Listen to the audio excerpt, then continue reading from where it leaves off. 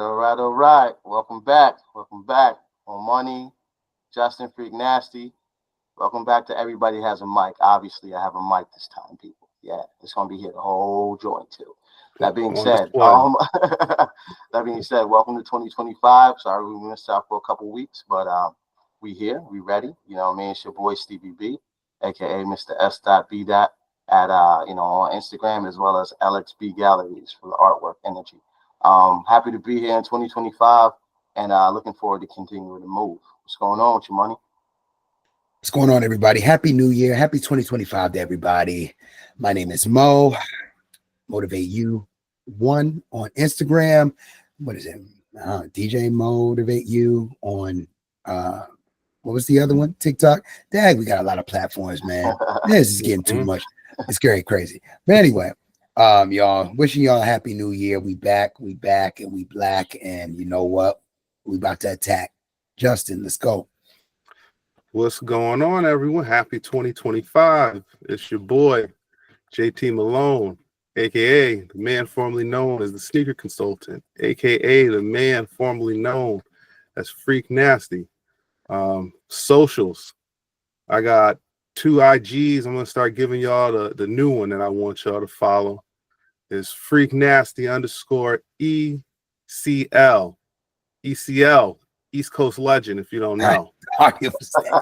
Tap in or get tapped out. All right. So, we ready to go. It's 2025. We here, we happy, we alive. Steve, kick this off.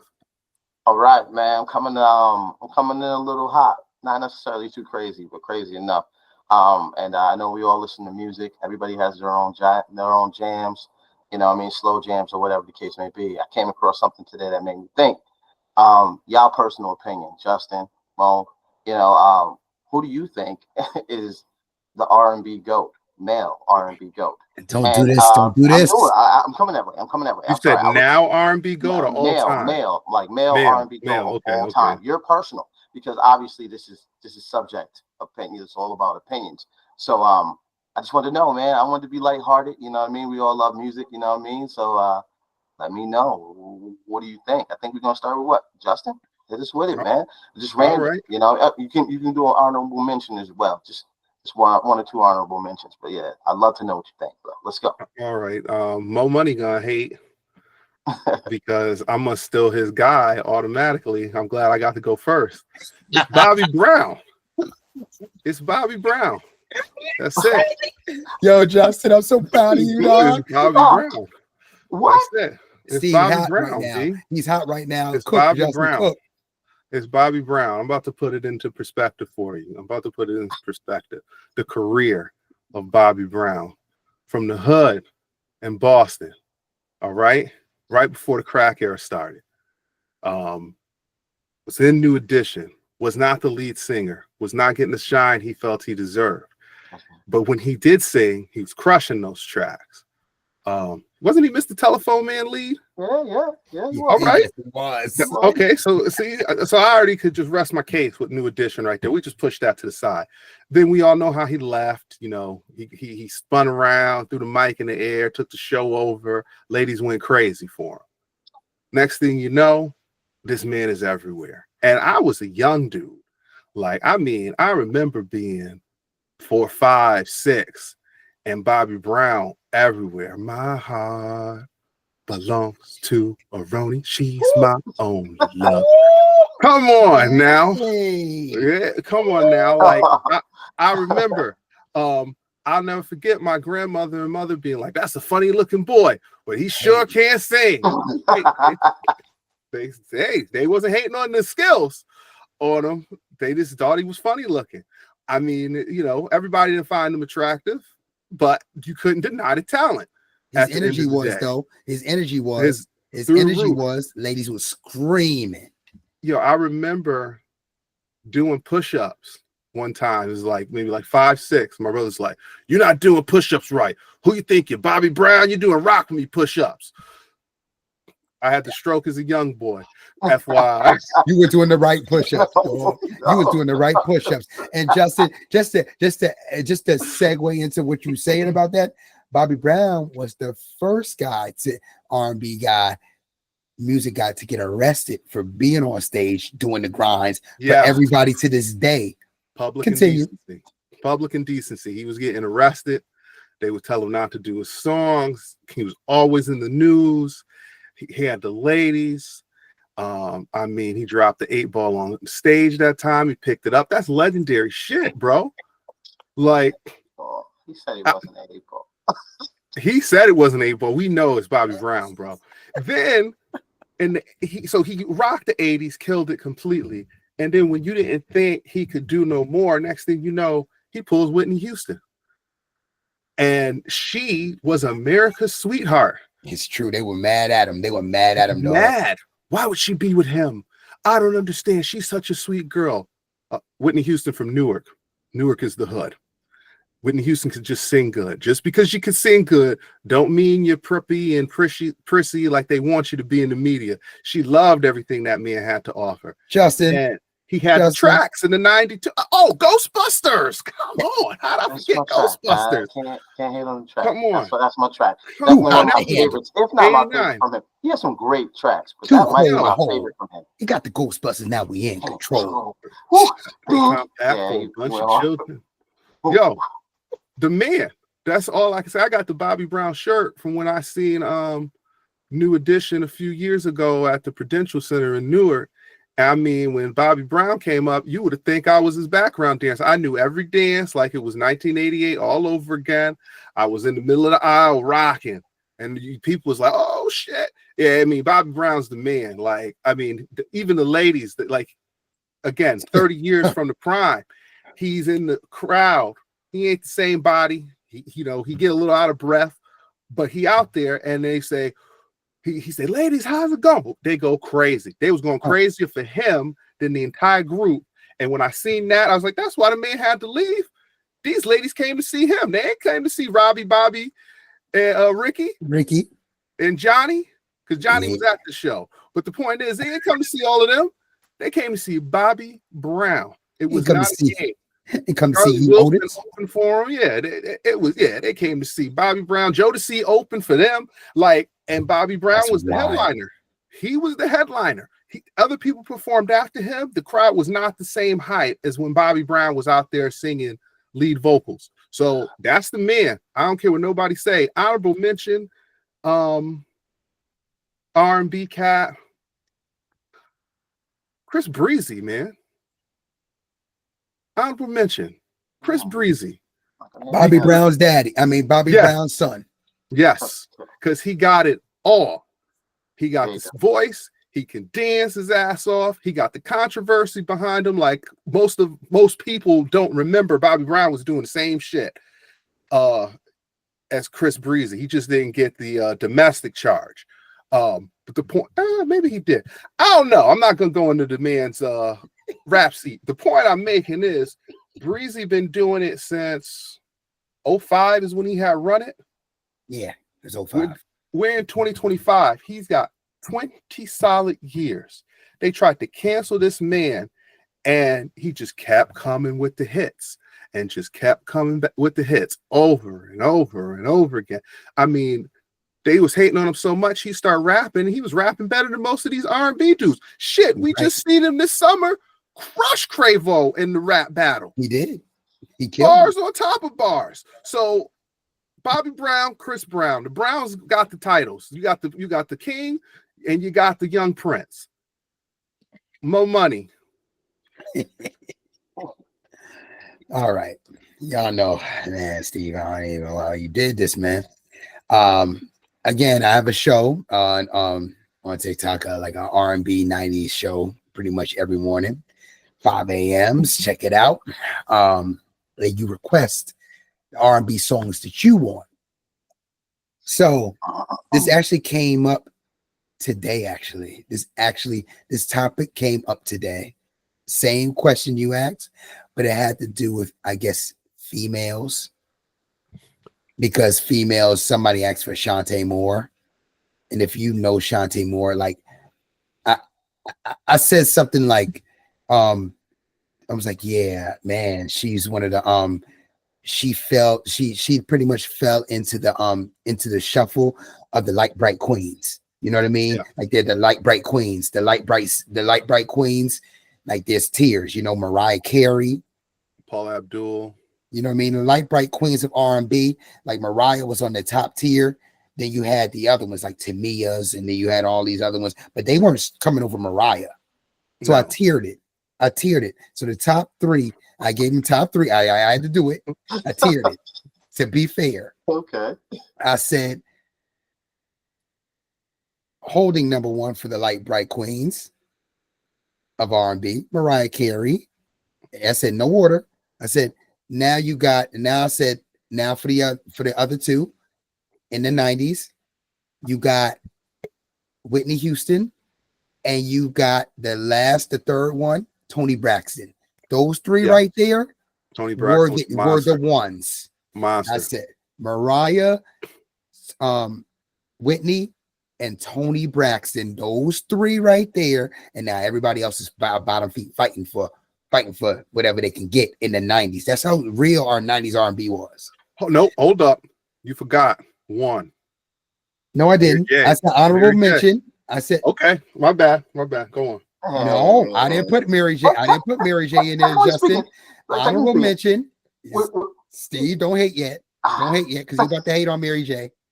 You about to hate on Mary J. She can't really sing. I know what you're about to say. You a hater.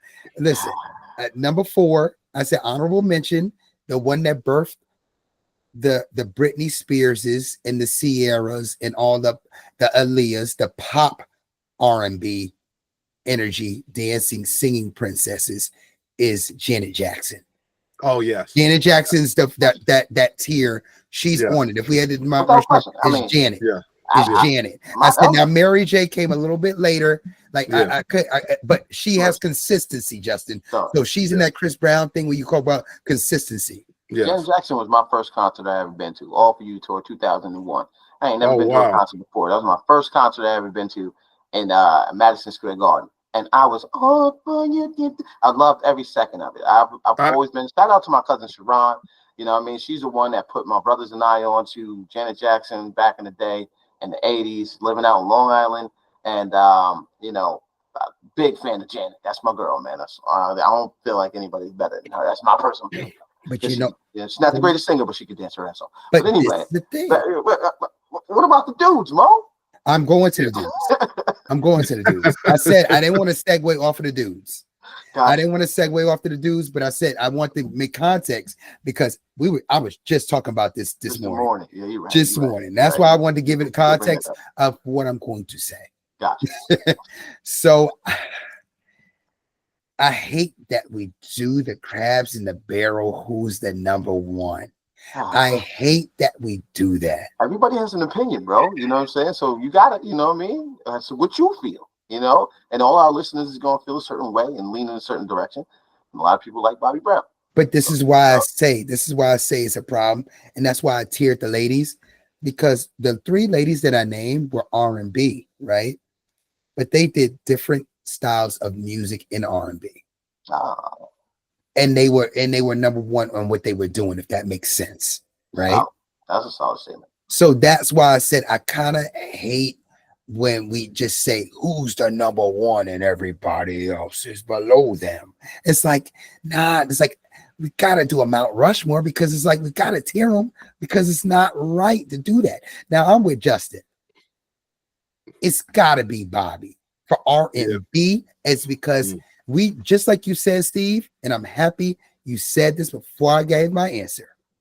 You said the first concert you went to is the All For You concert, Janet Jackson, right? And all the songs and stuff she was doing. And we remember her from 86, 87, 88, right? Yes. That's the Pleasure Principle was serious. Pleasure Principle alone. That album cover to cover. Yes. I was telling the ladies, I said, you know, one of my favorite Janet Jackson songs is Let's Wait a While. I was just gonna say that. Beautiful. Yo, it's so beautiful. But the reason why I'm bringing this up, against, but it's a great song. So the reason why I bring it back to the ladies and bring it back to that is because just like Janet Jackson, Bobby Brown was in that 80s. That was their top 88 to 80, that 90s, 88 to like that 87 to 91. 90, I'd say 93 maybe. 93. That was the Bobby 93. Brown. That was the Bobby Brown era. That was the R&B bad boy era. That energy, that dancing, that movement, humping around. Yes, What? and it led into New Jack Swing. Yeah. It led into New Jack Swing era. Like they were the leaders of that. They were that R&B dancing, moving, but they sung about love songs at the same time. But they got nasty with it. They were the nasties. Those two were the nasties. Yeah. Like Janet and Bobby were the nasties with it. You know what I mean? So that was the era before I can bring up honorable mention. Cisco.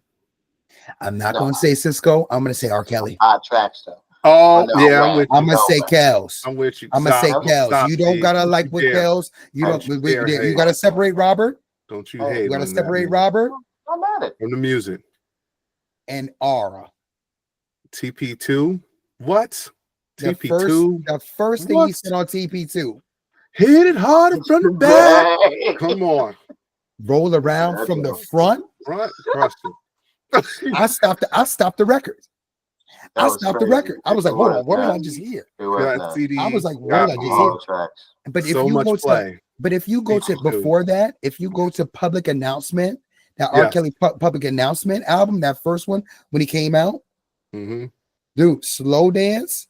I mean, listen, that Public Announcement album, go back and listen to them tracks. You'd be like, yo. It's not a question. Honey Love. Yes. Dog. I mean, Dedicated. He had listen. Then you go into the 12 play. You go to the 12 play album and Bump and Grind. So crazy. So crazy. I Believe I Can Fly. Listen, he wrote I Wish. He wrote I Wish. He wrote Michael Jackson's. He wrote Michael Jackson's You Are Not Alone in 9 to 11 minutes.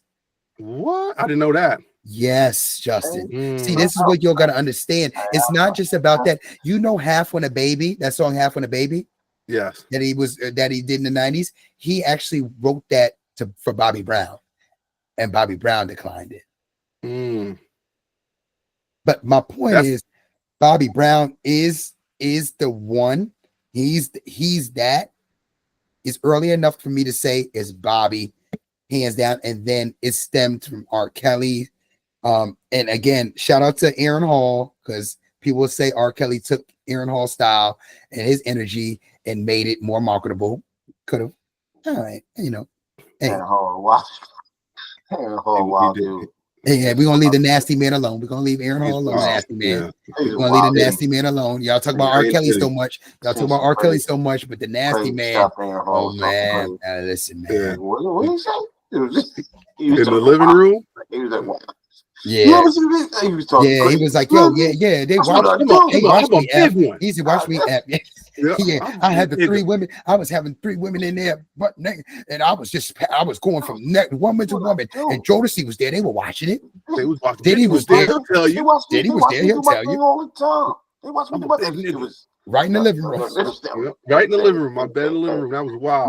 My and I love you guys' approach, and Mo, what you said with the tier and like I guess the Mount Rushmore makes more sense, because Bobby B was Bobby B, Kells was Kells, and I'm not the biggest fan of Kells. I never was, and I'm not hating on the fact that he was a part of. I'm just saying Your Toying was fire. Anyway, I'm not hating on the fact that what he was a part of. You know what I'm saying? It's more like I just wasn't a fan. Even back when he was like the Jeep, you know what I mean? I want everybody. It's like, what? Yeah. Like my child. But you know what, Steve? Let me ask you a question. Did you like Ignition? That Ignition era of R. Kelly, or you weren't really feeling him? Because you couldn't have filmed. You know what? But that Ignition era of R. Kelly, which was a few years after TP2, TP2 was like a really like strong introduction to a lot of his music because for a long time before I had one of my aunts listened to I Believe I Can Fly over and over and over and over and over again to the point where I can't stand the song. She would play it in our house all day long. Couldn't stand I Believe I Can Fly, not for the life of me. But you know, I mean, he has some great tracks. He's a phenomenal writer. Bobby B, obviously, is Bobby B, Dance Floor Killer. My personal pick is Stevie Wonder. I think Stevie Wonder is the greatest R&B act of all time. And the reason why I say that is because, you know, all I do, you know what I mean? I'm scrolling through stuff and I'm listening to people singing in the background. Like I just saw something today on Instagram where they was talking about, they gave like a lineup of people that sung the background for that song. And it was like Michael Jackson and like all these other renowned, you know, artists that sung background for him in the background. Yeah. And, you know, he wrote the song when he was 16 and they sung that song together in the 80s. You know what I'm saying? And he just had a different approach. Like, you know what? R&B is R&B, but at the end of the day, it's rhythm and blues, right? So you hear, you know what I mean? Bobby Brown, ain't nobody hopping around, you know, a lot of cool stuff from our track. You know, no, you're getting bored. Oh, yeah. Yo, he went crazy. Hate on the cocaine jaw all you want. Yo. He killed that chorus. Only needs the stage, dog. Yeah, he went crazy. He went crazy. But the dance on the phone, fire. Nuts. But you know what I mean? I think, you know, for generational dude started in the 60s. And not to mention, you know what I mean? Yeah, you know, Bobby's from Massachusetts and you know, he's heard this man is blind, bro, and he plays piano. Now, you know, some people say he ain't necessarily fully blind. Ain't blind. Yeah, he ain't fully blind. I don't know what that's about. But you know what I mean? He has noggin in the background, and you can see him in the 60s, 70s, 80s, 90s, and he's still doing concerts today. And you know what I mean? He's still at that powerful voice, writer and performer. And I think my personal opinion, it's almost like a Michael Jordan and Magic Johnson type of thing, right? So you like Magic Johnson because he came into the NBA and he made the NBA. Him and Larry Bird made the NBA to what it was, and then Jordan pushed it to the next level. So maybe I could look at Kells or Bobby B as like, you know, taking the genre and pushing it to the next level. But when you think back to it, man, it's like a Kareem Abdul-Jabbar. You know, these dudes that you can't ever truly surpass because they've been around and what they've done. You know what I mean? So I would like to say that the greatest of all time is Stevie Wonder. That's my personal opinion. And I'm with you, Steve. I'm with you exactly how you explained it, and I'm happy you explained it that way, and I'm happy you went back there because see, me and Justin are talking about our time as babies to kids, seeing like listening to New Edition, and understanding it being in our time. Now, if you look at somebody older now, again, I DJ, and I look at songs I can play consistently, and you're absolutely right. All I do, Ribbon in the Sky, doom, doom, doom, doom, doom, dun, dun, dun, dun. I forgot the song, but it's so many different Stevie Wonder. Shine on my life. Sign Seal Delivered. You know what I mean? They start rocking. They start rocking for that. Yeah. You know what I mean? You know what I mean? Like, yeah. My point is, I can play that on a rooftop. I can play that in a bar. I can play that for a family event. I can play that for weddings. It's timeless music, right? Stevie Wonder's always going to be there, but you know what's still going to be there as well? On the list of people's list, I don't care who it is, especially Caucasian, my Caucasian brothers and sisters, Ignition. Oh yeah, R. Kelly, Ignition's on the wedding list still to this day. I'll be looking like, are you really? Bounce. Yeah, he was nice. You know, the way he wrote the beat. Ignition, hot and fresh out the kitchen. Mama rolling that body. He was nice. He was killing it. Now my point is, so when we tier it, so if we had to tier it, Steve, I would go Stevie Wonder. I would go Bobby. Michael's just king of everything. I'm not putting him in just R&B. He's everything. I can't do Michael and James Brown. You can't put in. I can't. Michael and James Brown are in upper echelon of music. I love Michael Jackson, guys. I love Michael Jackson. Logan is a big fan. You know what I'm saying? And my older brother, whole family crazy. But I feel like only certain albums that he came out with can be That's why I'm saying, recognized in that Steve. genre. Yeah. That's why I'm You know not what I'm doing that. saying? He did not just go surely R&B. Yeah, You're he right. wasn't strictly That's why he R&B. was the king of pop. He's the Pop, king of yeah. pop. So Yeah, we I can hate go that there. term. Yeah, I think popular music is a hard. It's not a genre. It's just the It's not a worst genre. way It's to not. categorize everything. I'm sorry, man. It's like he's king of pop. It's like, nah, bro. The man's a rhythm and blues singer, but he's also able to cross over into the rock. But in the same sense, it's like It's almost like what's his name too? What's his name? Lionel Richie. Lionel Richie, you can't describe in everything like that. Lionel Richie's all over the place. He wasn't in a box. But if I have to do it, I would have to go Stevie. I would have to go Bobby. I would have to go Aura. And I know everybody, people going to say Chris Brown. I'm going to go Usher. oh yeah, Usher's my I'm going to go Usher. Usher's And I'm going to go Usher. And then I'm going to go honorable mention Chris Brown because he's the younger one. Yes. Like that's the reason why. But if I had to do it in the tiers of that, that's my tier picks. But I know everybody's different, but there's a reason why, because the levels of eras. If you were younger and you were around in that 60s, 70s era, you're going Stevie Wonder as well. You're like, yo, Stevie Wonder, blah, blah, blah, blah, blah. I mean, and they're right. They're not wrong.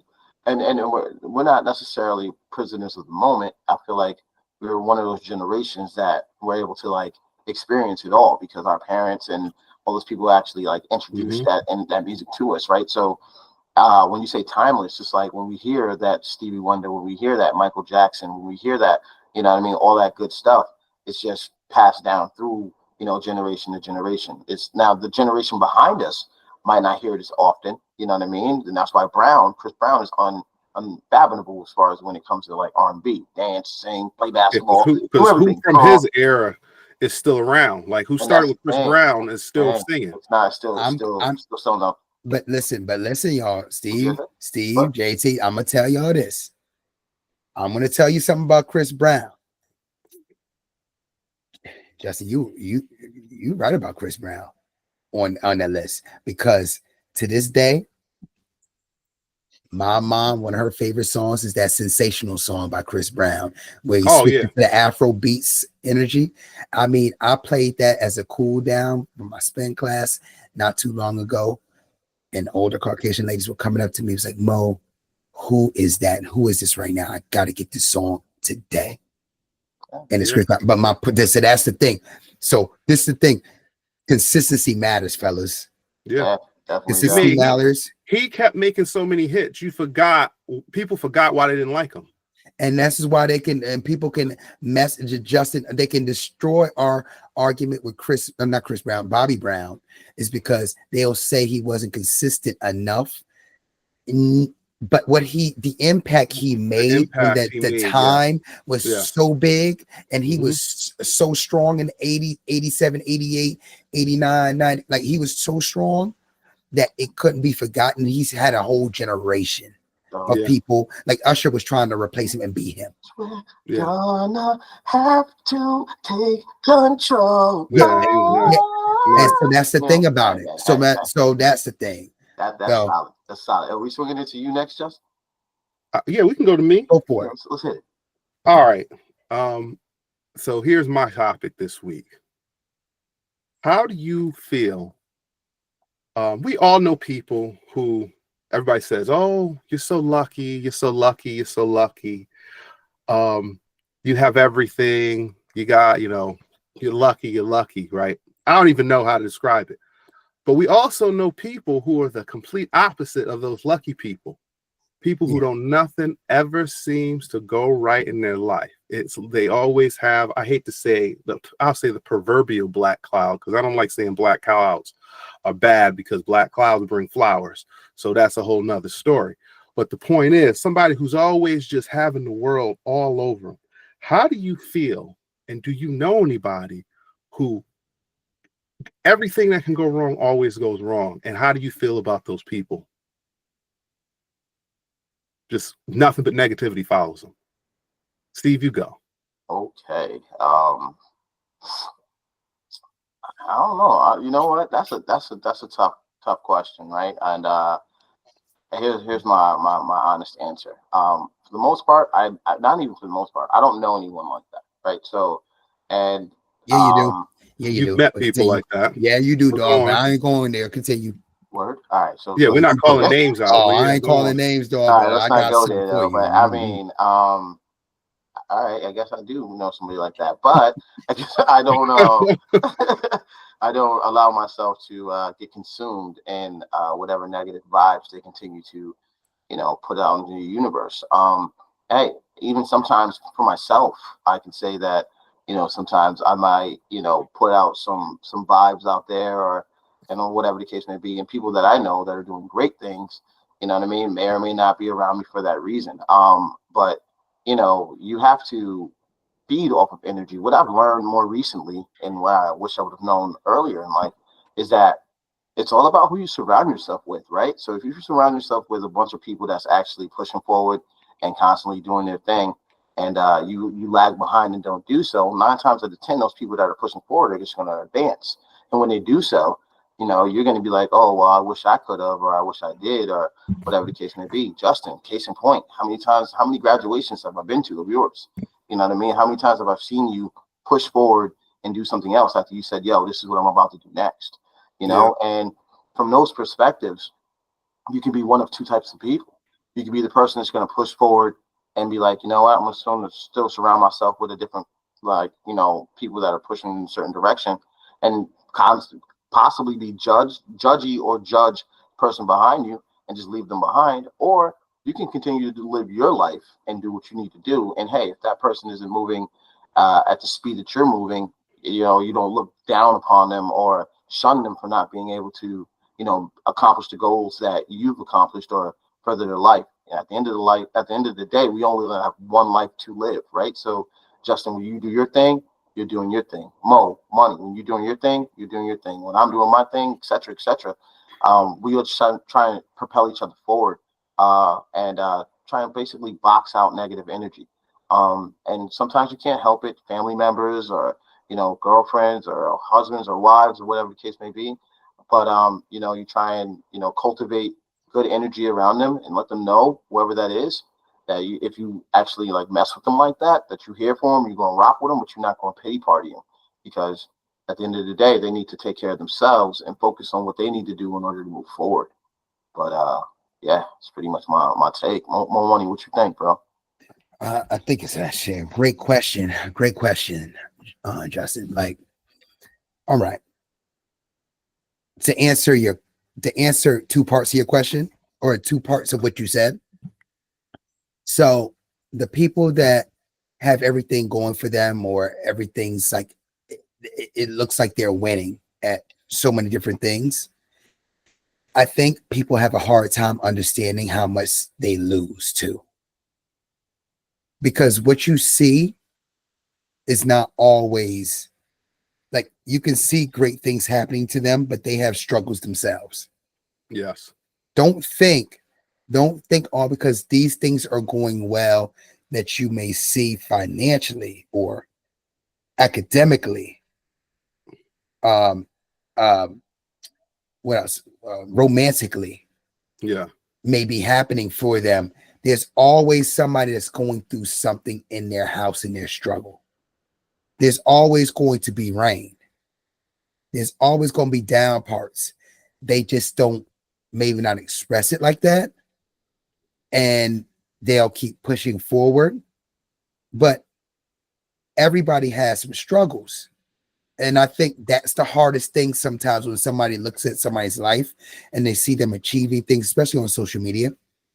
You'll see somebody over here in Dubai, or you'll see somebody here in overseas, and they're having a good time. Hey man, they may be getting, doo-dooed on by a prince. Yes, it's true. $10,000 is the rate I heard. Yeah, hey, listen, man. I read something yesterday about $50,000. Woman took $50,000, and all of a sudden, hey, man, I read something. A dog was involved. Hey, listen, man. All I know is, everybody got a struggle. Don't, because you looking at the bags and you looking at the wealth and you looking at something like that. There's always a a negative side to it. It's just how people handle it. It's just like, it's so many lives you can live. You got to live long enough. My point is, yes, there are people that have so many negative things happen to them. Yeah, you could say dark cloud, Justin. You could say dark cloud to the point where it's like, dang, again, you can't make this up. But I think everybody goes through that. I think everybody has their season. Everybody season of like, yo, you can't make this up. This is happening. This is happening. This is happening. And I think that's okay. I think that's life. Like, I don't think you can always have it roses. You need to have a little bit of like dark cloud hit you, dang, you get up and you get hit again. Ooh. And it doesn't matter how much money you make, don't make, up and down. People don't realize how many losses a person can take in a day. It's not about the losses you take in a day. It's about not being afraid to fail. I think sometimes people are so afraid to do things and fail, and they will woe is me everything that's happening to them. If things are raining on me like that, raining, I'm like, dang, that's crazy. I'll even laugh about it, and I'll be in the gym at 3 a.m. I'm still going next day. I'm gonna keep failing till the wheels fall off. You may see my wins, but you know what? It took a long time to get to them wins. They weren't no overnight nothing. I just keep going. If people keep going and living, I truly believe things will turn around. But if you have a negative energy, if you put out, I'm careful of the words I use. That's why I keep so much positive energy and keep going, because I truly believe in words. If you keep saying things and putting in the atmosphere, that's going to hit you. It's going to keep hitting you. Oh, I can't do this. Oh, I can't do that. I know. We know somebody. We know some people. I go see somebody. We know some people that are like that. I'll tell you after. But cloud it out. And I don't even realize how bad it is, because we're in our own world. We're doing good things. We're talking with each other. So we wouldn't know a lot of people. If we wouldn't think about it, we wouldn't know a lot of people like that. But there's some people like that where they're woe is me, and they fall into it. And they're afraid to step out and do something and try something different. So yeah, again, I agree. I just think it always rains on everybody's head. It just depends on how you take the rain in the dark cloud. My opinion, and the reason I brought this up, I know I've obviously several people throughout my life that I've met, and they, you just, I say the term, can't get right. You always, every time you see them, they got you'll never believe the crazy shit that happened to me, and they got another story for you, and they got it. And then next time you see them, could be a year, could be 2-3 years later, 5 years later, where you been? I ain't seen you. And it's that story that they told you 5 years earlier. Oh, this one's even worse than that one.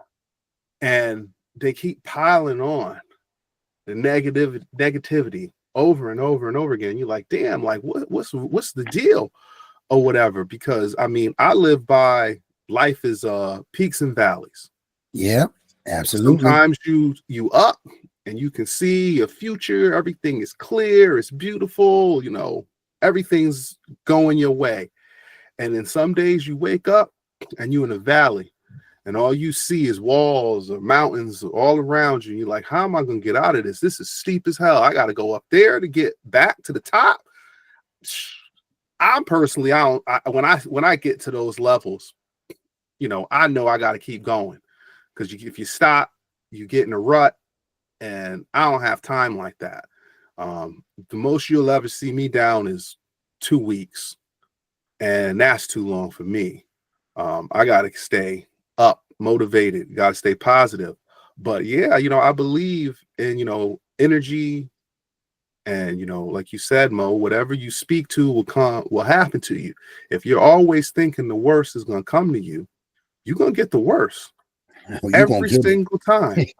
Every single time. But you got to also realize that at the end of the day, if you want the best, you got to see it. in yourself, because if you don't see it in yourself, nobody else is going to see it in you. And I think that's what a lot of people miss that get in these ruts, is they lose track of who they truly are and how great in the light that's inside of them. And they only think about all the bad stuff that's happening. I mean, you know, people have a prime example. You'll hear somebody, oh, my car broke down and I don't know what I'm going to do about it.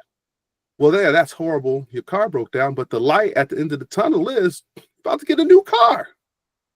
Yeah. It's about how you see life come at you. Oh, I just lost my job. I mean, I've been laid off 6, 7, 8 times. And the first time I got laid off, it hit me the hardest because I thought I wasn't good enough. And what did I do that made me get on the list to get laid off? Now, mind you, 1,800 other people got laid off at the same time as me worldwide.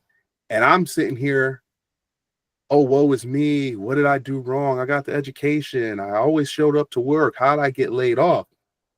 By the second time I got laid off, I thought of it, oh, I'm about to get a nice fat check. I'm about to have some time off. And I can get my mind right before I even start looking for a job.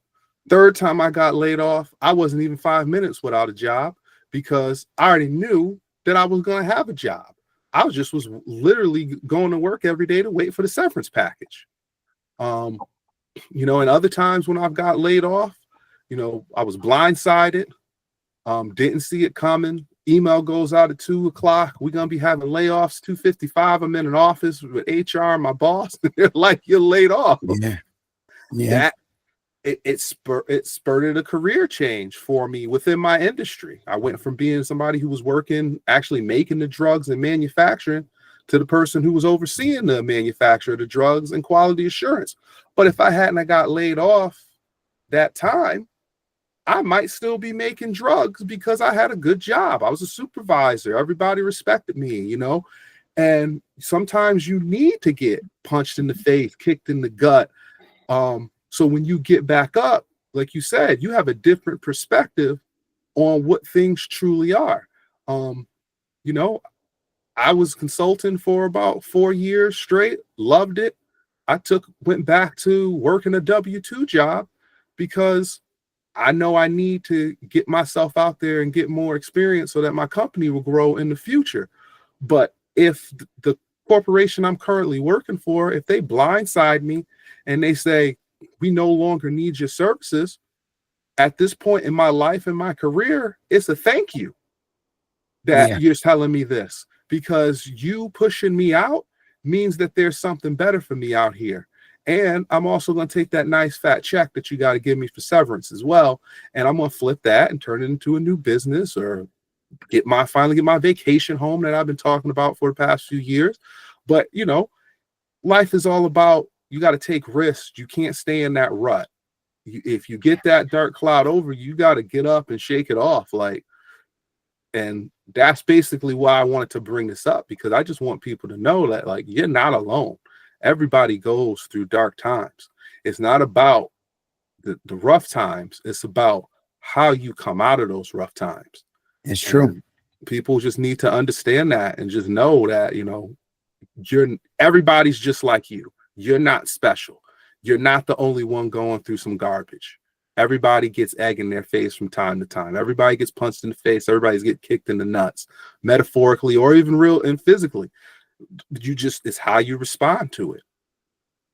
With that, I think money's got the last topic. All right. Last topic. Here we go. All right, y'all. All right. Relationships. Uh-oh. Relationships. No, you know, I don't think it may be that bad. Oh, geez. You know, the reason why is just that, you know, you're married. Steve, you're not married at the moment. So that's why I want to ask this question. Even Justin, you can actually give a really good perspective of this question as well. Even when you were not married, you know, what were your non-negotiables? What are your non-negotiables for a relationship or taking a relationship further or seeing a lady as someone you can see in the future as your wife?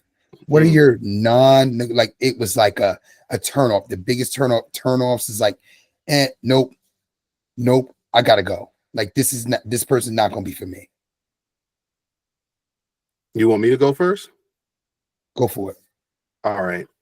So of the panel, I may be the most like old school baby boomer mindset when it comes to a lot of things, because what I'm going to say, people may not agree with, and people, may have a problem with, but this is what time it is for me. Non-negotiable for me when it comes to a relationship. If a woman can't cook or clean, I don't want nothing to do with you. Just straight up. When I was dating, I literally dated girls because they didn't know how to cook in my 20s. And people would say, oh, well, you could teach them how to cook, and, you could take cooking courses together and it would be romantic because you're learning together. And I was like, my mama taught me how to cook. It's true. That's when you were supposed to learn how to cook, young lady. What were you doing? 28 years old. Exactly. What were you doing? What were you doing? Why don't you know how to cook? Why can't you even boil water? Why can't you make me a piece of cinnamon toast, lady? Like, I ain't asking for much. I'm not asking for a Michelin star chef. But I mean, if I asked you to heat me up a can of Chef Boyardee, again, I was a younger man when I'm talking about. I don't eat that shit now. But the point is, if you don't even know how to use a can opener to get the damn ravioli out the can, we're a wrap. I'm sorry. Like, I can overlook a whole lot of stuff when it comes to who I love and who I want to be with. But if you can't feed me when I come home hungry, if I have to pull my wallet out and call somebody to bring me a pizza because you can't chef up a little something just to hold me over, we got a serious problem. And then when it comes to the cleaning, if you don't keep your house clean as a woman, I automatically think nothing else is clean on you either. Because if you don't care about the appearance of your house, and I go to your house, there's clothes everywhere, you got a ring around your tub, it's old feminine products in the trash because you don't take your trash out, it's a rizzy. It's a wrap. I'm sorry. Like, oh, this is how you habitate. This is your house. You got dishes in the sink and you're a woman. I'm sorry. I mean, that's a non-negotiable. A dirty woman is not a woman I want to be around at all. Like, it's just certain things that I expect. And, people can say it's sexist or whatever the hell they want to call it. No. When women came to my house was not dirty. Mm-hmm. I did my own laundry. I cooked my own meals for myself. When I met my wife, she came to my apartment. She told me, this is the cleanest, nicest smelling guy's apartment I've ever been to in my entire life. And I said, I can't have people over here if it smell like my gym clothes. Like, I got to make an impression too. And I got to live here. I don't want to come in my house and it stink, or I'm nose blind to the smells in my house and I'm walking out the house smelling like BO every day because I'm not keeping my stuff clean. And I'm, like I said, I eat ramen every day because I don't know how to cook nothing for myself. And all I know how to do is, heat something up in the microwave. I think it's trash for a dude to be that way too.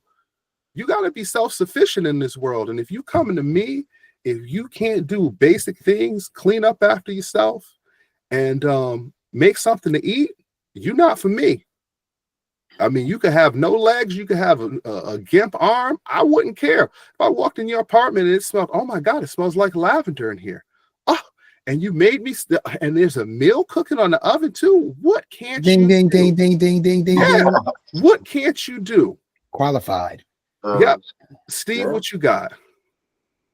All right. So interesting question as always, my money. I would like to say a non-negotiable for me is someone that is not pushing for growth and also pushing your partner for growth. Like it's almost like you guys are an friendly competitive bout between, you know, encouraging one another to be better and pushing yourself to, you know, grow as a couple and, you know, grow as an individual. I feel like having someone that is going to push you to be better. Some people are self-motivated and some people have the ability to just be like, I can do it myself. But when you got a partner behind you that's like, you can do this or we can do this, it's a very important thing to an aspect of a relationship. And if you have somebody that is not like, yo, we can make this happen, and they're always on the negative and on you trying to propel yourself forward, I feel like that is a little bit of a non-negotiable, due to the fact that, it's like Mo said earlier in one of the subjects that we spoke about, crab in the barrel mentality, right? If I'm like telling you that, yo, we can conquer the world, and your response is, no, I don't think we can. It's like, why can't we? You know what I'm saying? So from that perspective, I feel like that's a serious, serious, serious non-negotiable.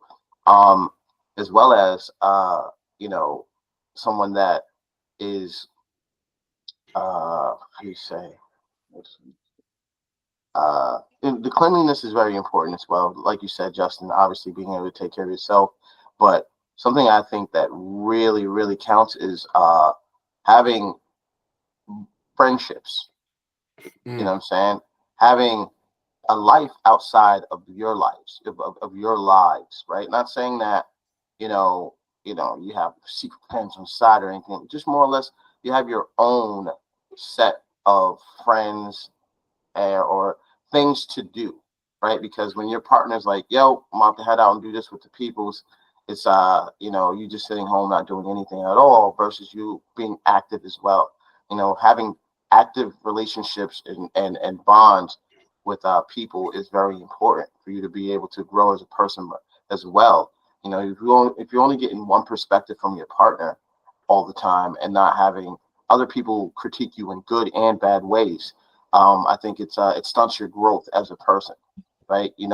Being able to have those bonds, the relationships where, we can just talk to one another via text message, and just now we're in the moment that we're in right now, talking to each other as often as possible while we look at each other and laugh like we do normally over the phone anyway, right? Like, to be able to have a set of two friends that I know are cool, equally as cool with me as they are with another friend and another friend, and we have a branch of friendships and relationships that we all are connected to. That's very important. When you have one, maybe two friends, it's not a bad thing. It's not a bad thing at all. But just make sure you're active with those one or two friends and you're doing things with those one or two friends, because you need to also have a life. You can't depend on your partner to give you the life that you're looking for. You have to have your own life as well. You have to want to travel and be around people that are going to uplift you and give you the real, versus you just not doing nothing at all. So my takeaway from this subject tonight is you know uh having a life outside of just your relationship, and not necessarily a you know mysterious life, or a mistress or a mister or whatever we want to call them, nothing like that, but just more or less, just having healthy, good relationships, where, like, yo, I'm going out to the bar, I'm going out with my homegirls, or we're gonna go do this. I want to go see a movie with my friends, so that way you're able to get out the house and live a little bit more versus not necessarily doing so. And obviously the cleanliness. Cleanliness is important, dog. Super important. Got to make Very sure important. you got to make sure you're on your P's and Q's with that. Obviously, that's just basics. You know what I mean? And you know, yeah, man. I feel like it's very important for your partner, and for me, I should say, for a no-fly zone is to be able to want to grow with your partner and never bring negative energy to the table, which is something that you spoke about earlier, Justin, with your now that you say that, now I'm starting to understand the question a little bit more. But in that sense, bring something positive to the table and not necessarily drag down whoever you're with, and also have a life outside of just your partner. Because when you rely on your partner to do everything, it's like, uh, who's the adult type of thing? You know what I'm saying? Like, I'm an adult and I'm living my life, and I share a life with you, and you're an adult as well, right? And you're living your life, but you decide to close yourself off from possible relationships that can grow and blossom into certain things. Like, I know people that have had friends and don't even speak to them anymore after all these years. And I look at us, I look at our bond, I look at our vibe, and I'm not uh well, actually, yeah, I am sad for any person out there that doesn't have the bond that we have. You know what I'm saying? As three friends that met in high school and y'all met in middle school, but and this is like a fraction of the friendship groups that we have separately, and we all share. You know what I mean? So Yeah. that's what I think is a definite deal breaker from my perspective. But money, let's go with you, man. Talk to me. Well, the reason why I asked this is just, first of all, I want to get your opinions on it, and for any females, ladies that are single, that are looking for, or trying to understand men more, I want to help them out as much as possible with possible relationships or relationships in the future. So anyway, that being said, for me,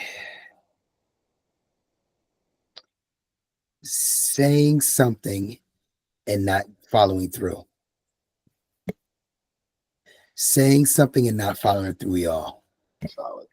Yeah. So when you and I'm saying, like, going out of your way to say you were gonna do something and you not do it. Let's just give an example. So let's just give an example. It's just, I'll shoot out the blue. All right. Let's just say this person is making, they bake, and they're baking for their work group, because every Thursday or whatever day, or every other week, they do like a potluck something and bring it in for the morning for people to eat, or afternoon to eat, their work staff. And they're like, all right, I'm gonna bake you something. I'm gonna bake you some brownies or something like that. Now, I don't eat the brownies anyway. I don't eat brownies. I'm in fitness. I don't eat the brownies like that. But listen, or the cookies or whatever. You say you're gonna make me the sugar cookies. You say you're gonna make me the sugar cookies. All right. Yeah, I'm gonna have it ready. Next time I'll see you on Thursday. Next Thursday, I'll have it Thursday. And then this Thursday's coming around. The Thursday's about to come around. And next Thursday's about to come around. And they're like, oh, yeah, I don't feel good. I have a headache and stuff like that. I'm not sure about making the brownies or the bacon or the cookies or something like that. Me, I'm not going to think anything of. I'm going to say, all right, cool. You don't feel good, blah, blah, blah. Again, I didn't ask for it, y'all. I didn't ask for it, but it's what you said you were going to do. Yep. You didn't have a headache for your work friends and stuff to make a meal for them, food for them. You went out your way saying you were going to show me that you can make this and make this. But when it comes to me now, you can't do it for some reason or the other. Checked off the list, done. You that done, because I can't see you as a future anything. Very true. I can't see you as a future anything. I won't trust you for the future. I won't trust you with our future kids. I can't trust you with a damn thing, because you said you were going to do something and you didn't do it. You's a damn lie. And I know one thing, my ladies, you all don't like being caught and exposed to be a damn liar. I know you don't want to be called that, but you's a damn lie. And when you a damn lie over here, Listen, Mo don't play that. Or let's just say business. Let's go with business. Let's go beyond cookies. Let's go with business or something like that. Let's just say I'm talking about my business and what I'm trying to do and trying to expand. And they say, yeah, it'd be a good idea if you DJ'd over here at this restaurant over here, because the visibility over here is a little bit different. I know the manager of this restaurant. I'm going to talk to the manager for you and see if I can set something up for you to meet with the manager so y'all can talk about possibly DJing on a Thursday or a Sunday or something, a brunch time, something. I didn't ask for that. You suggested it. And then there's nothing, I hear nothing about it. Yeah, that's well. I'm just giving out hypotheticals, people. I'm just saying. My point is, I can't trust you. You went off and said something, and nobody asked you to say that. When you don't follow through on what you do or say you're going to do, that is a non-negotiable for me. Hell no. No, we will not go any further. Hell no, we will not go any further. Bye-bye. Everything. Bye-bye. Messages and start getting shorter. Everything. A lot of people sometimes want to be given to and don't want to give out, or they're very nervous to give out without getting returned. And yeah, if you understand what I mean, some people are very like I noticed that as females, the females, it would hurt them more to give without receiving anything back. But men, we do that all the time with them. We give and we don't have to receive anything. Like we just 100%. Give out. That's an interesting statement. And you're right. I've heard a lot about that. I've had plenty of conversations with, a young gentleman that I know, and he has some interesting things to say about how women treat men. And he makes some solid statements. And men are, we do give a lot to them just to impress them. You know what I'm saying? To appease them in order for us to, air quotes, get whatever it is that we're trying to get from them, whether it be a relationship, sex, or anything else in between. A lot of dudes do have to bend over backwards in order to appease, certain people or certain females. And you still hear sometimes like, that you weren't even the choice that they wanted, what I'm saying? And things like that, and it's like, I saw something recently where a lady said she had, a couple kids and, 3 kids, and the dude still got with her or whatever. And she was like, he's a simp.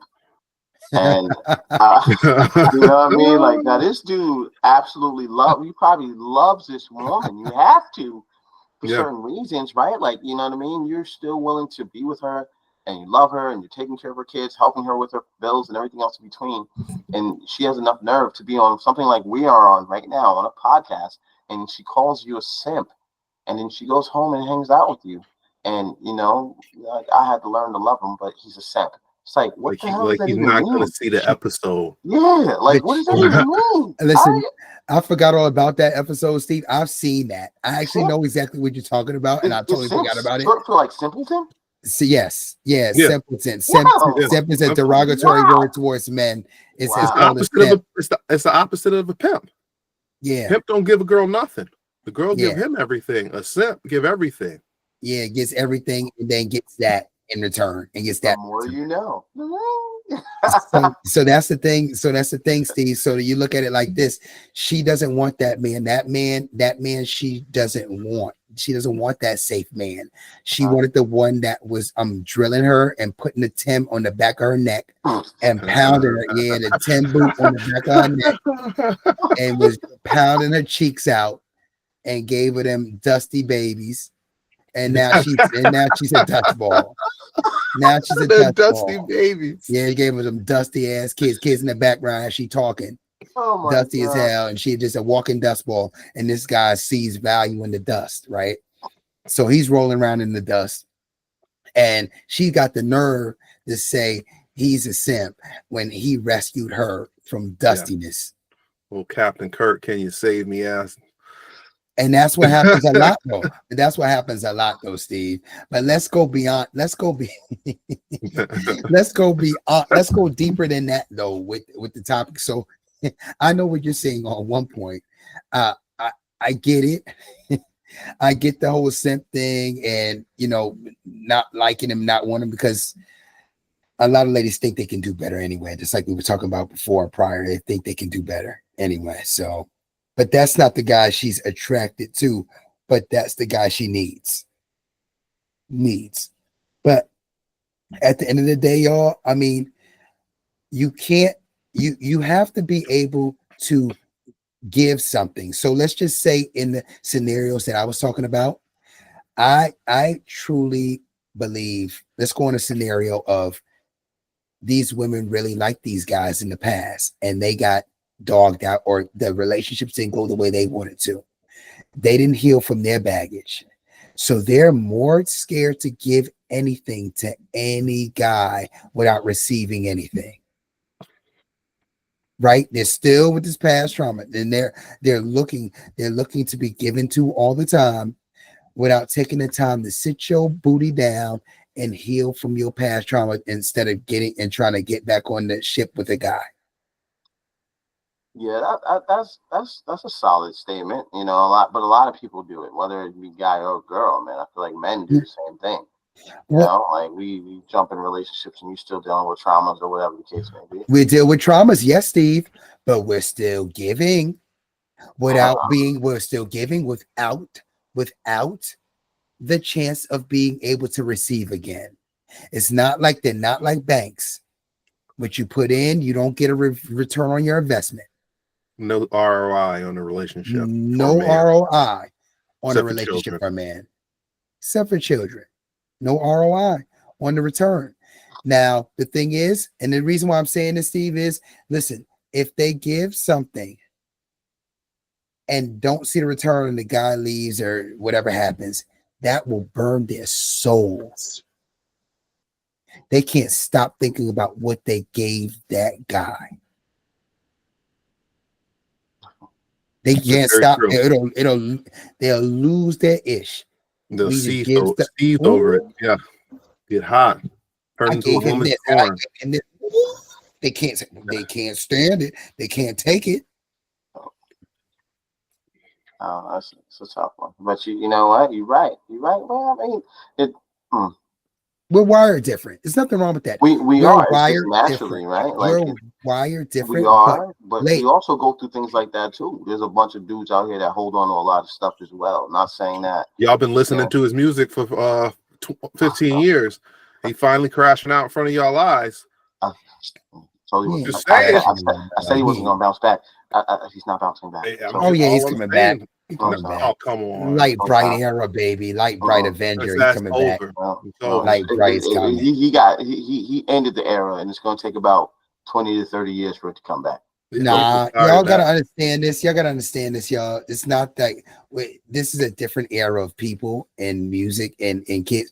They're warped differently, y'all. Watch. But I, you know what? You're right. People are built differently. They're fickle pickles, Justin. They like to hear people being down and talking about how bad things are for them in the music. They do.